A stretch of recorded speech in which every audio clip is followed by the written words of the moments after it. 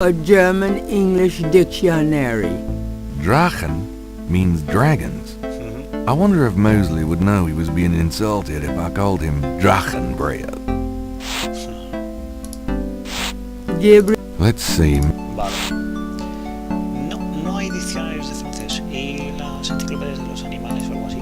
That shelf holds used copies of No. the No. That shelf contains. Biografías de reyes reinas. That shelf. No. That shelf. No. The top shelf contains. Alemanes que pertenecen al abuelo The de top Gabriel. shelf contains books on animals. De aquí. Serpientes. Gabriel pulls down a book on snakes. Snakes are legless reptiles. Bien. Some snakes kill their prey with poison, some by constriction. A snake smells by tasting the air with its forked tongue. The smells are passed back to a sense organ in the mouth. Constrictor snakes, however, sense their prey by vibration. Did you know that medieval legends about dragons and giant worms are actually based on snakes? You know, dragons, devils, sea monsters, well, they've always been associated with snakes. Grace, get alive. Y nos dan puntos por ello, con lo cual el tema de las serpientes debe ser algo muy importante. La serpiente en el cuadro de el padre de Gabriel, las serpientes en el cuaderno del padre de Gabriel, una escama de serpiente y ahora esto. Gabriel pulls down a book on snakes. Sí, pero me parece que se va a repetir. Snakes are legless. Sí. Vale. The top shelf contains a set of German books that once belonged to Gabriel's grandfather. Acabamos de consultar un diccionario alemán, con lo cual supongo que no estaría de más verlo. Gabriel selects a volume of German poetry that he always found strangely compelling. Drei Drachen. 3 dragones. Drei Drachen kriechen in meinen Schlaf.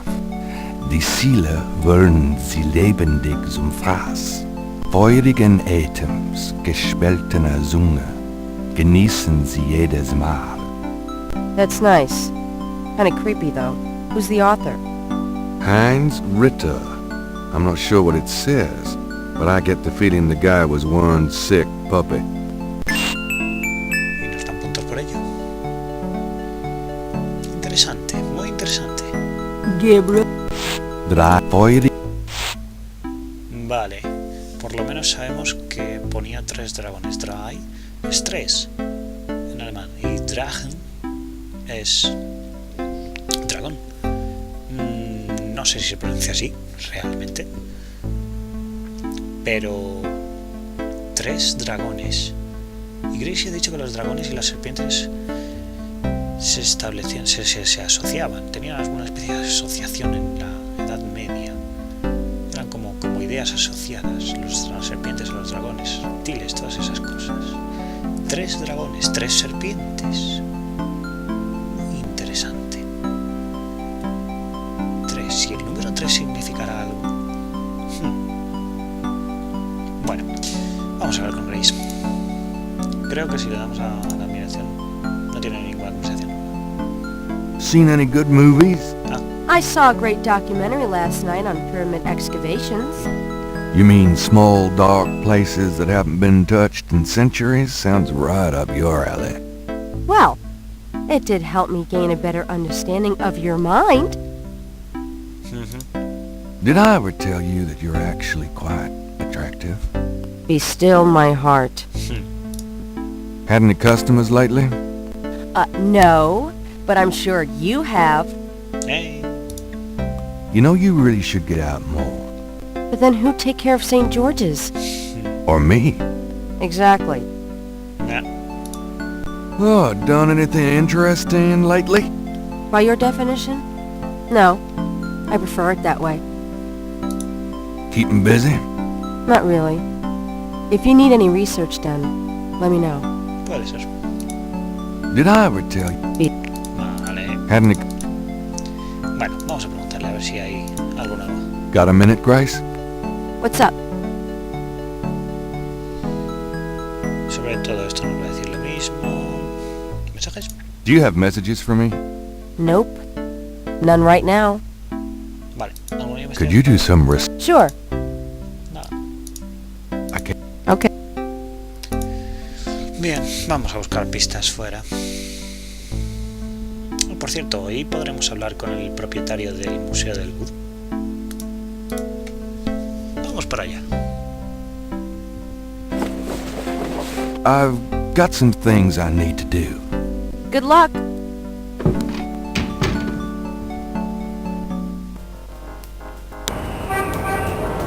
Switzer escribió ese poema, ahora que lo estoy pensando. El que llamó a la tienda no se apellidaba Richter también. Sí. ¿Serán familiares? Quizá. Primos lejanos todos. En fin. Podemos ir al Museo Histórico del Vudú hoy. Y nos encontraremos con el dueño. Y con la bonita escena de Gabriel saliendo en moto de la librería cada vez que se inicia un diálogo. Welcome, my friend. Hola. Hello? I am the proprietor, Dr. John. If you have any questions, I will be happy to assist. Great. My name is Knight, and I'll probably take you up on that.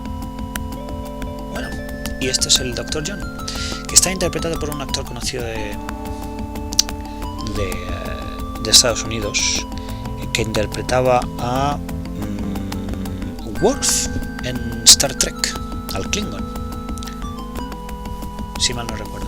En fin, vamos a hablar con él.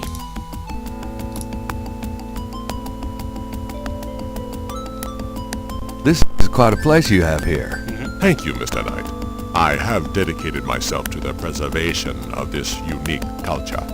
It is gratifying to see others reap the fruits I have sown. So where'd you pick up all this stuff?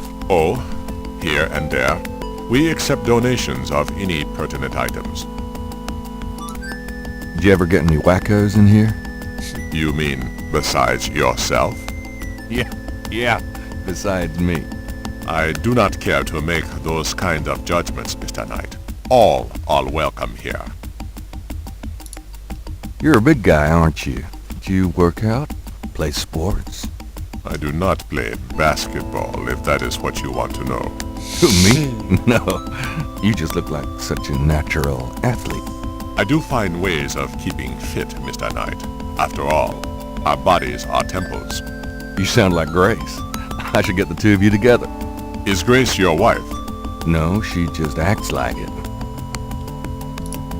So what do you think of our summer weather? Have you ever seen it so overcast or so muggy?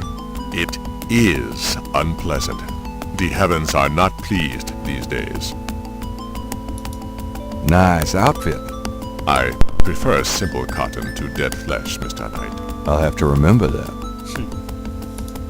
So, how is the museum business? Those who truly seek understanding are few, Mr. Knight. But even one can be an audience.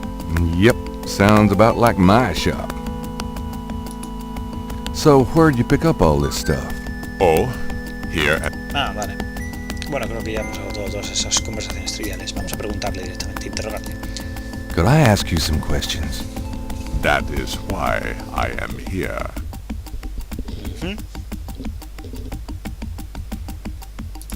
What can you tell me about voodoo? Muchas cosas. Historical voodoo? Or the voodoo currently practiced in the city? Ajá. Interesante. Y aquí nos abren dos opciones, el vudú histórico y el vudú actual. ¿Podemos preguntarle otra vez sobre esto? What can you tell me? Pero no se refiere a esto. ¿Y los crímenes? Bueno, vamos a preguntarle sobre el vudú histórico. Tell me about historical voodoo. Very well. I will start at the beginning, Mr. Knight, and will go on from there at your prompting. Perfecto. Sounds good. As you may know, voodoo is a grassroots religion formed by the mixing together of many different African tribal religions and Anglo religions, such as Catholicism or Protestantism.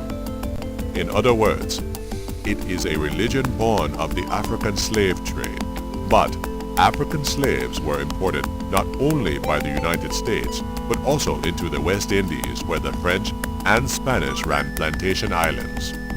Prior to 1803, the New Orleans area was owned by France.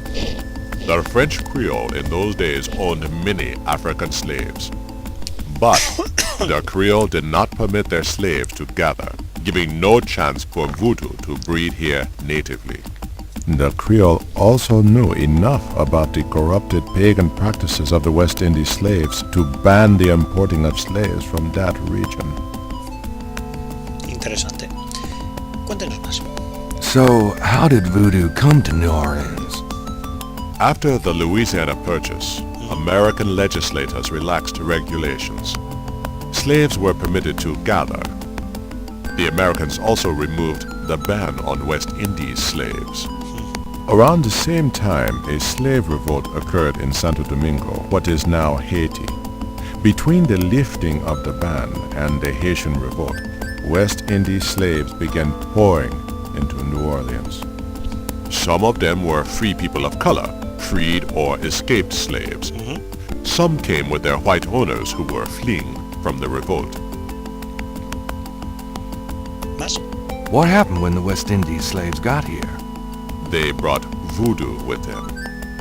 The native slaves were more than enthusiastic about embracing it. It gave them power, Mr. Knight, if only in the form of a communal bond. Among the first meeting places were the Bayou St. John and the shore of Lake Pontchartrain. The early voodoos were heavy snake worshippers, worshipping the one they called the Great Zombie. La gran zombie. Interesante. Tell me more about historical voodoo. Muy interesante. By 1817, the voodoo activities were beginning to cause fear among the white slave owners. An ordinance was passed to forbid slave gatherings except in designated public areas at designated times.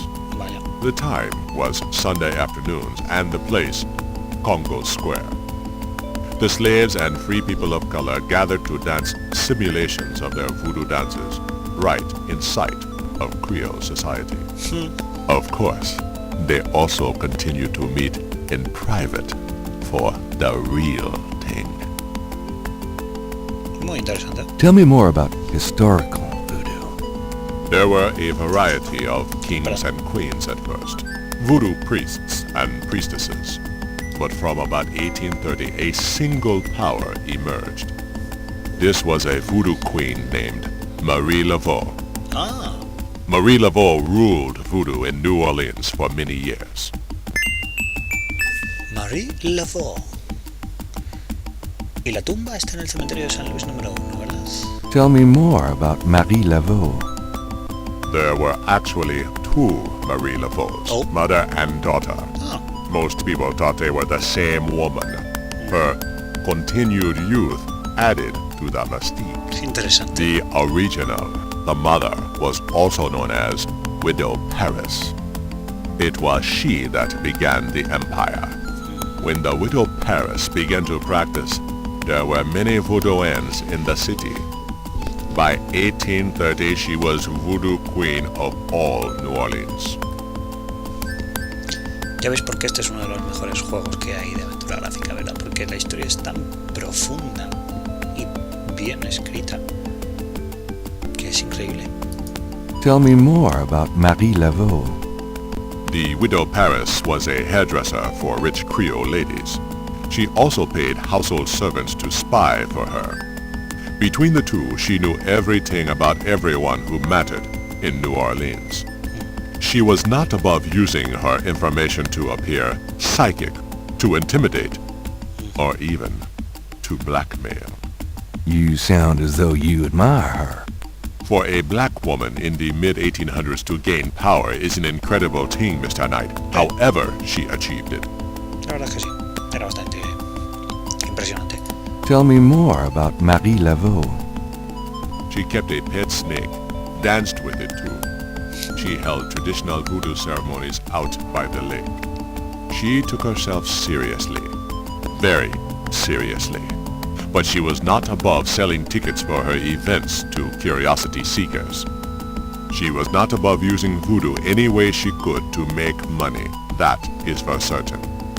But if she had been in another line of work, in another age, that would have been interpreted as entrepreneurial genius rather than a sign of fraudulence.